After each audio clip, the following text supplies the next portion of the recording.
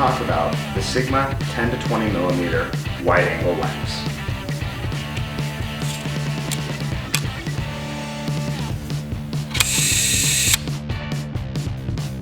Hey, what's up you guys? Nick here. For those of you who are new to my channel, my name is Nick. I'm a professional photographer. I've been shooting professionally for about 3 years now, though I've had a camera in my hand for the last 16 ever since high school. And for those of you who are watching another video, thank you guys so much. Please make sure you are subscribed.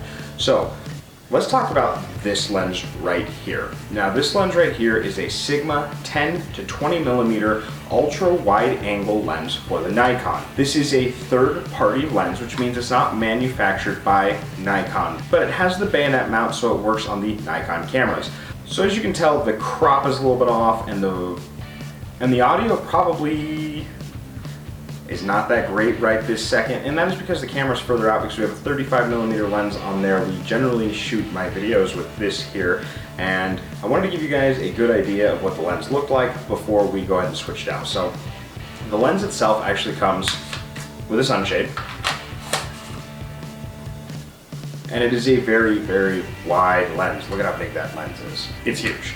So I want to give you guys more of an idea of the capabilities of this lens, and I want to make sure the audio is good. So I'm actually going to snap my fingers, and we're going to jump back to the normal format where I have this lens on the camera body. We'll discuss the lens, we'll kind of go over it, we'll go over some photos, and I will give it my review. So give me a second, please. And voila, we're back to normal, you guys. I'm actually going to show you a couple photos really quick. And the photos I'm going to show you are actually the difference in distance between the 35 millimeter and this one here for YouTube. So right here is my 35 millimeter lens and the video that we just jumped from with the magical finger snap. That's dangerous. I shouldn't just be randomly doing that. Who knows what could happen. And this photo here is with my 10 to 20 millimeter. And though the 10 to 20 millimeter lens is longer, it's because it has different lenses and different pieces of glass inside of it to allow me to zoom from 10 millimeter to 20 millimeter. As you can see right here, this is the 35 millimeter prime lens. It is much smaller than the 10 to 20 millimeter lens, but that's because this is a prime lens. And right here, I'll show you a picture of the two lenses side by side so you can see the difference, not only in the size, but in the diameter of the lens itself. Now, this particular Sigma 10 to 20 millimeter wide angle lens is a f3.5, so it's not the fastest lens, but it's still really, really good for the majority of work I do with it. It does have a built-in autofocus, so it'll work on your lower end Nikon DSLRs, such as your 3000 series DSLRs, as well as your 5000 and 7000 series. I don't know if the 7000 series have the built-in autofocus motor, but I know the 5000 and 3000 do not. So this lens has that motor built into it so that it'll help you get those sharper, clearer images while using your automatic focus.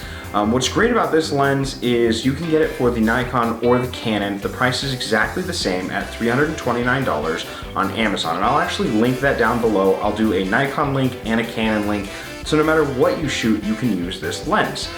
Now, the reason I actually purchased this lens was for real estate photography. When you're using a 35 millimeter, as you could see in that distance photo I took, it doesn't really allow you to capture bathrooms, closets, or even really get the entire bedroom. Whereas I can take a photo of almost the entire bedroom with the 10 to 20 millimeter by just standing in the corner. Another great benefit I've found using the 10 to 20 millimeter lens is that it works great for automotive photography. If you're taking pictures of cars at a car show, cars are usually spaced pretty close.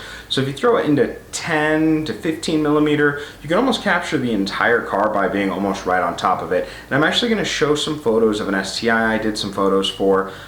These weren't for a client or anything. It was actually when I first got the lens, so they're not my best pieces of work. It definitely gives you an idea of the kind of automotive stuff you can do. So here we go, side shot, and a front shot, and a rear shot.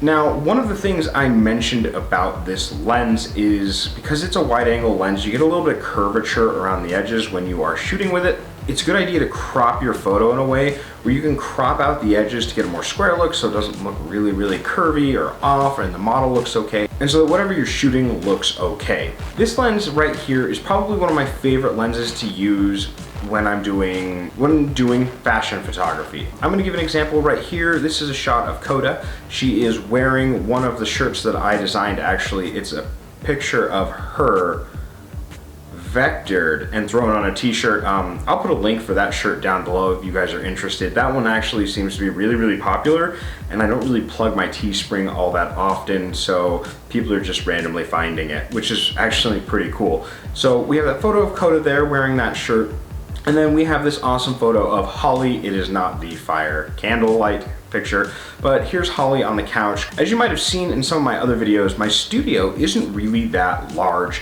It's kind of a smaller studio, so having a wide angle lens where I can work closer to the client or the model or whoever it is I am working with, it gives me a little bit of more room in the studio, whereas if I'm shooting with a 50mm or an 85mm prime, I really have to stand further back, so I can't always tell exactly how clear it is, or you know, if the model or client has hair in their face or anything along those lines, and those are things I find in post-processing. So the 10 to 20mm allows me to be closer to the client or the model that I'm working with. It's easier to give directions when you're closer, so you're not shouting across the entire studio, and it gives me a better judgment of light being a little bit further up. Now the 10 or 20mm isn't quite as wide as, say, a fishbowl lens or the really wide angle of a GoPro. It does give you a lot of versatility, and it's kind of in a range where you can do real estate with it, you can do fashion photography with it, you can do automotive photography. One of the great things about going with a third-party lens such as this Sigma here is it's a much more budget-friendly lens than the Nikon or Canon counterpart. Now the Nikon counterpart is about the same price at $329, but it is an f4.5, so it is a slower lens.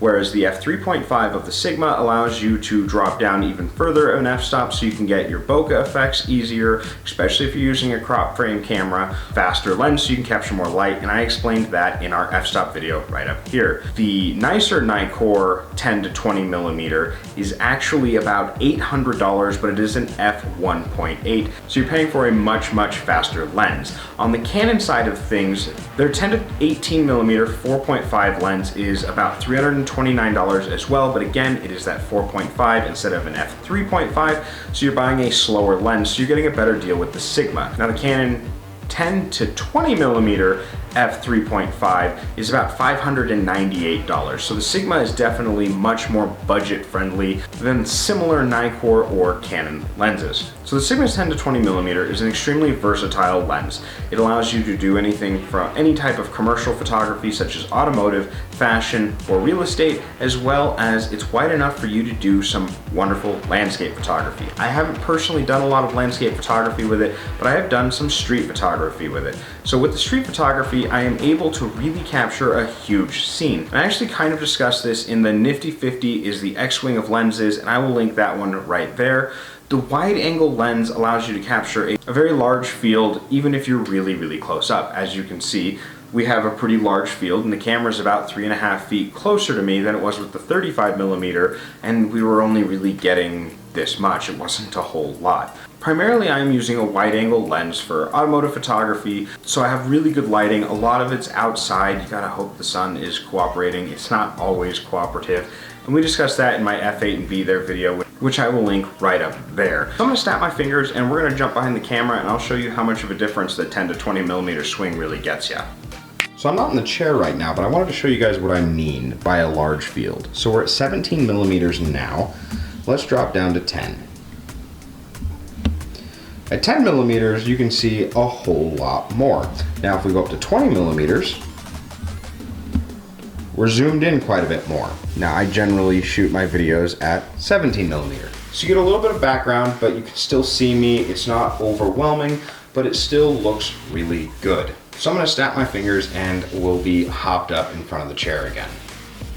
And we're back.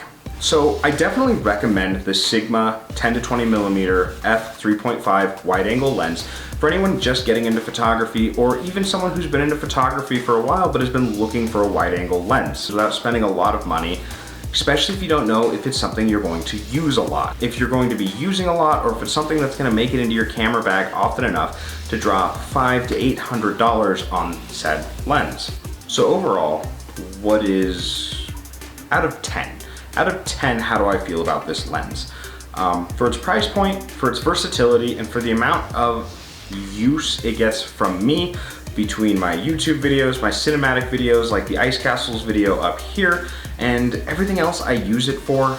I'm gonna give it a 10 out of 10. It's a great lens. I've had 0 issues with the lens. The photos all came out sharp, except for the thing on the edges we discussed, but that's almost with every single wide angle lens. It's just kind of what happens when you start really opening up those angles. You get weird edges. 10 out of 10, definitely recommend. Absolutely. If you're looking to get into wide angle, I think the Sigma is a great starter lens to get into with it. I use it for all of my commercial photography. I don't have a Nikon 10-20 because the Sigma fills that role perfectly. I have links down in the description for your Canon or your Nikon, whichever one you own, and I also have a link down below to my social medias. I also have a link to the t-shirt down below that Koda was wearing in the photo I showed earlier, and I'm going to show it again right now, or a different one. I haven't decided yet. We'll figure that out in editing. So the Glass of Water compilation. I'm waiting on 1 or 2 more photos and to kind of finish up editing. So far, everything looks wonderful. I'm hoping to have that video out next week. I will definitely keep you guys up to date on that. You can check my Facebook, my Instagram, or my Twitter for updates like that. Those links will be down below as well. So thank you guys again so much for joining me this evening. Please like, comment, and subscribe. Hit the bell notification so you know as soon as I upload, and share this video if you guys really enjoyed it. Thank you guys again so much. You have a wonderful night. Magical snap fingers. Bye.